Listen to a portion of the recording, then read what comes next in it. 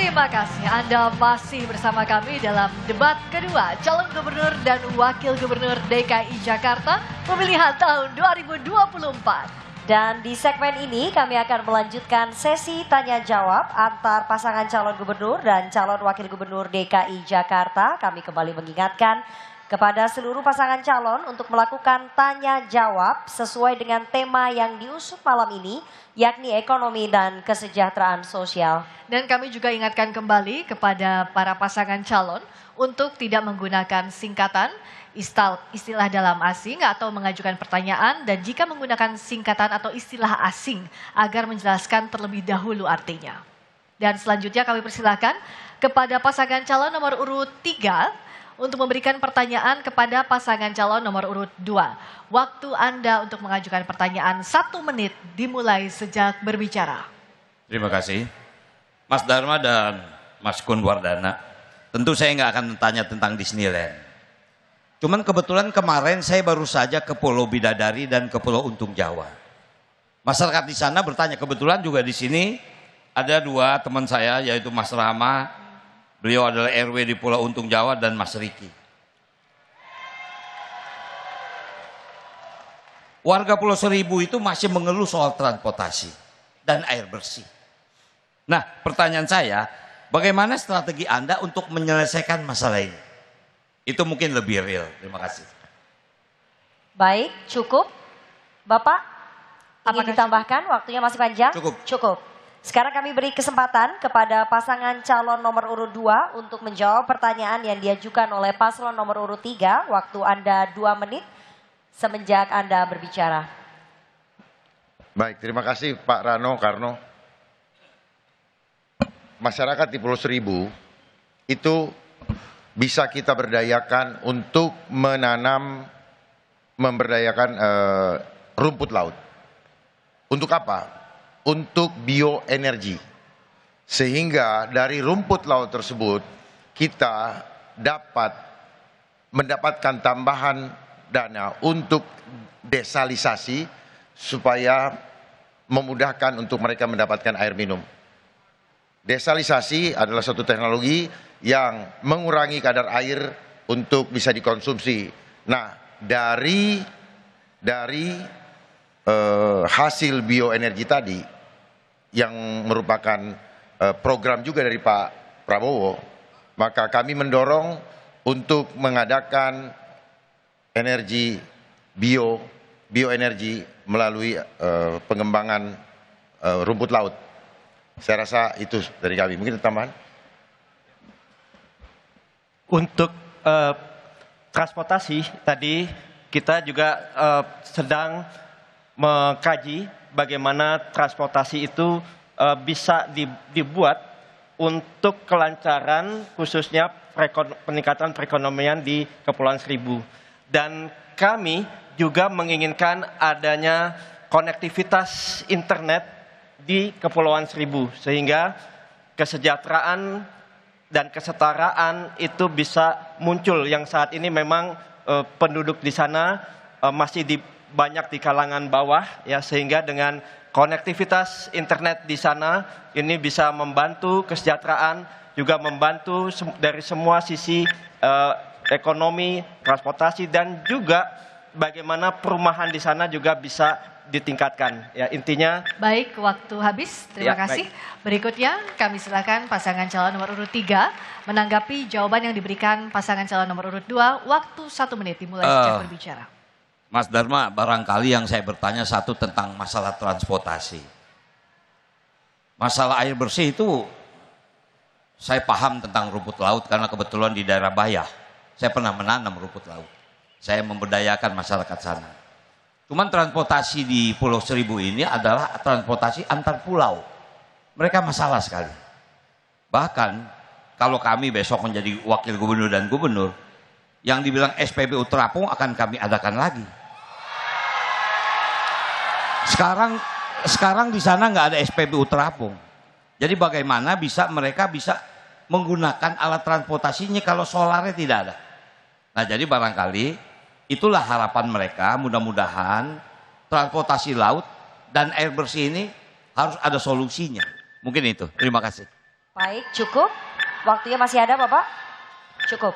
Kami beri kesempatan kepada paslon nomor urut 2 untuk memberikan respon dari tanggapan paslon nomor urut 3. Waktu Anda 1 menit. Dimulai dari Anda berbicara. Ya, jadi tentunya kita harus menyiapkan yang namanya transportasi terintegrasi. Sehingga transportasi yang ada bisa menjadi solusi untuk meningkatkan ekonomi di sana. Nah, transportasi yang terintegrasi ini tidak hanya urusan mengangkut manusia, tetapi diperlukan juga untuk mempermudah pengiriman logistik untuk kebutuhan mereka di sana. Oleh sebab itu, maka kita perlu membuat transportasi yang bukan saja urusan di darat, tetapi tentunya di laut, yang memudahkan warga dari Pulau Seribu untuk hilir mudik ke Jakarta tanpa ada kendala lagi, kalau perlu 3 kali sehari. Terima kasih. Masih ada waktu, apakah cukup? Apakah cukup Bapak? Baik, berikutnya kami persilakan pasangan calon nomor urut 1, Bapak Ridwan Kamil dan Bapak Suswono, untuk memberikan pertanyaan kepada pasangan calon nomor urut 2, Bapak Dharma Pongrekun dan Bapak Kun Wardana. Waktu bertanya 1 menit dimulai sejak Anda berbicara. Terima kasih Pak Kun dan Pak Dharma dan Pak Kun. Tadi kalau kita data yang ada 98% pangan Jakarta ini dipasok dari luar Jakarta.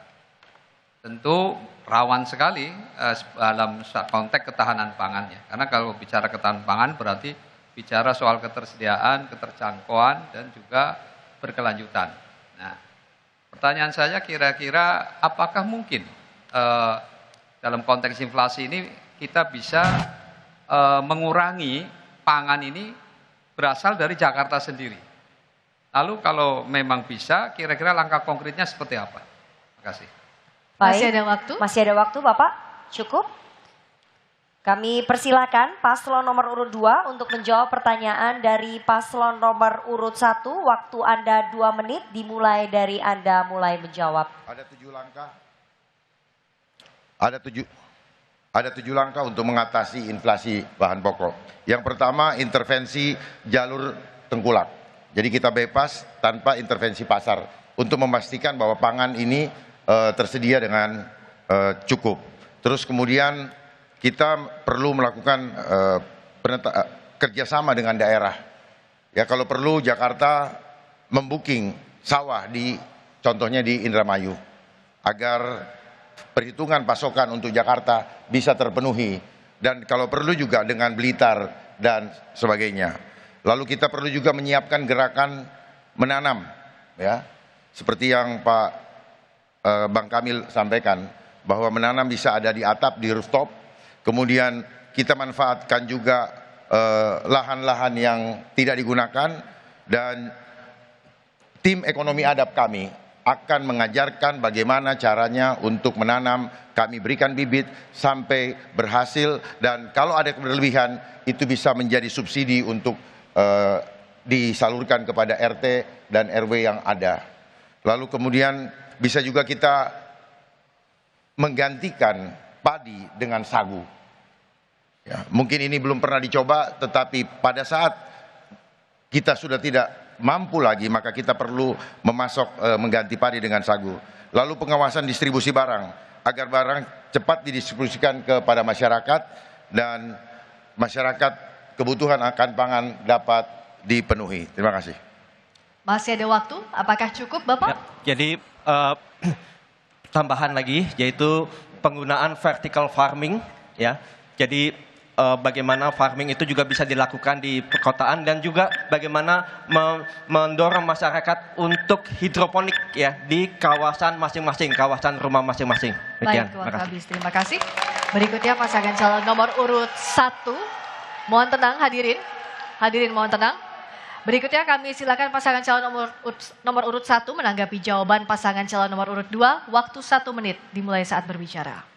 Baik, sebetulnya saya fokusnya tadi adalah apakah mungkin Jakarta bisa membangun pertanian di dalam kota. Ya, Tadi sebenarnya sudah waktu tadi dalam diskusi sempat mengangkat soal urban farming, tapi langkah konkretnya urban farming seperti apa? Tentu kita punya sesungguhnya Jakarta ternyata punya potensi lahan yang luas, yaitu lahan-lahan telantar. Di balik-balik gedung-gedung tinggi itu ternyata masih banyak lahan-lahan yang belum dibangun.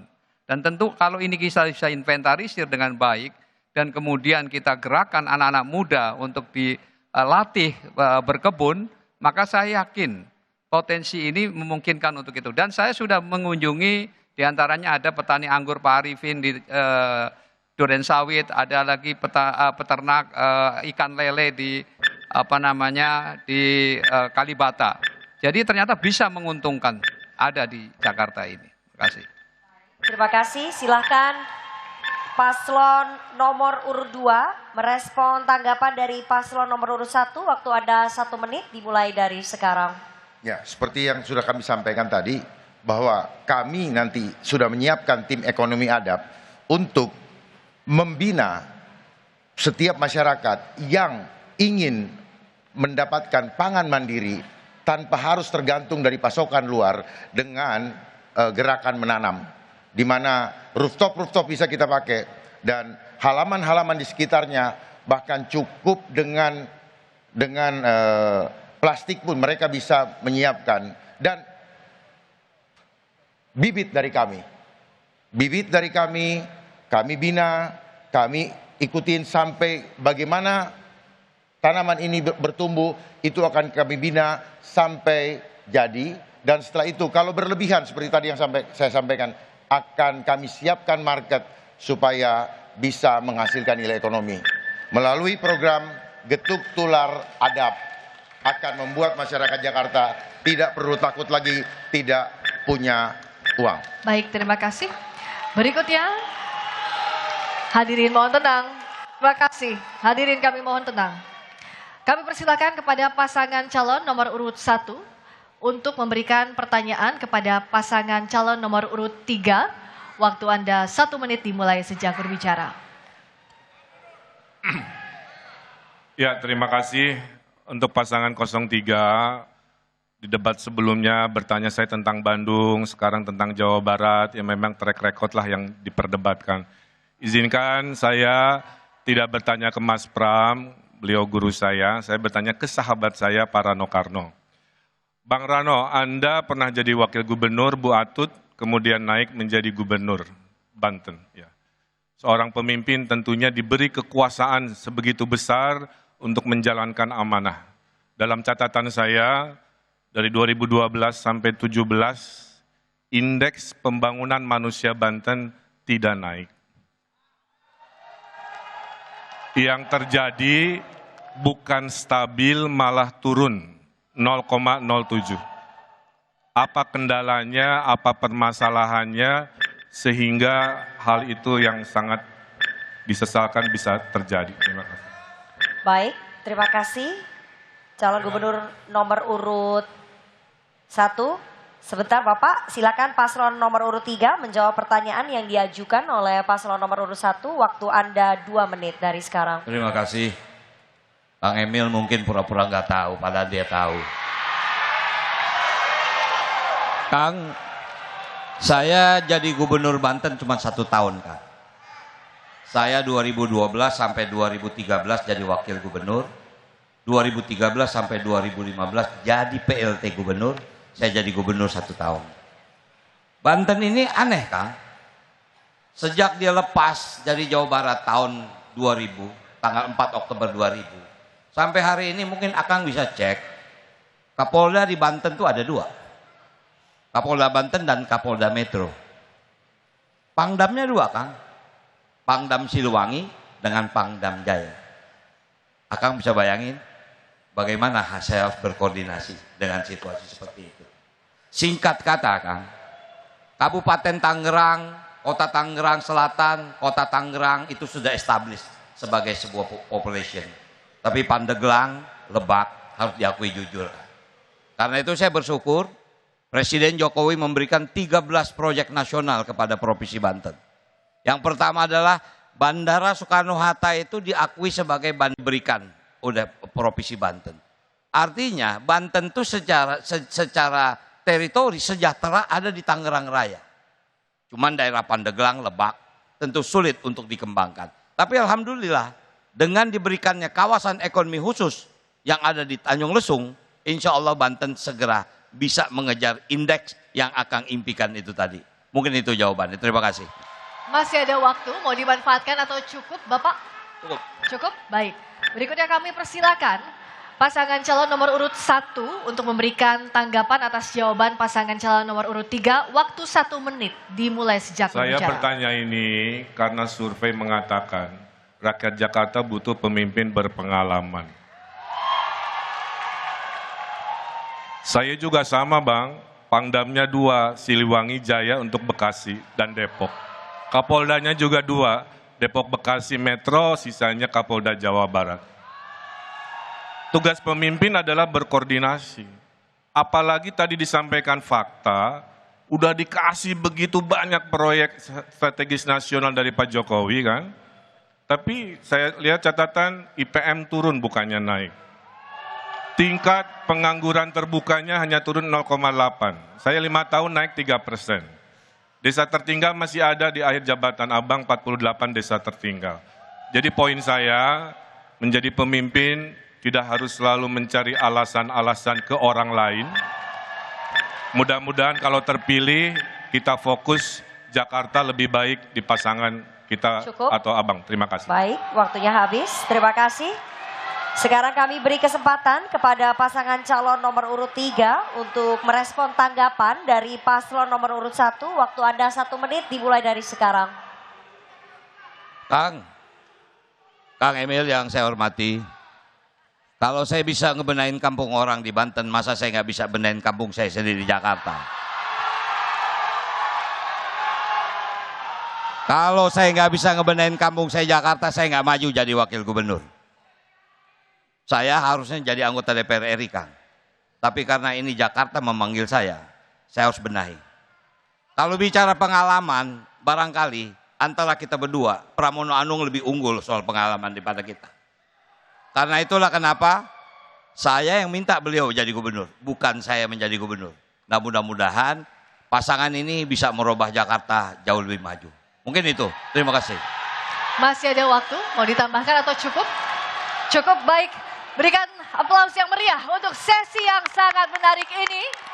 Tanya jawab tanggapan antara pasangan calon gubernur dan wakil gubernur DKI Jakarta. Sudah memberikan sesi yang luar biasa. Betul Seru. sekali, sangat seru ya Friska. Tapi kita tidak berhenti sampai di sesi ini.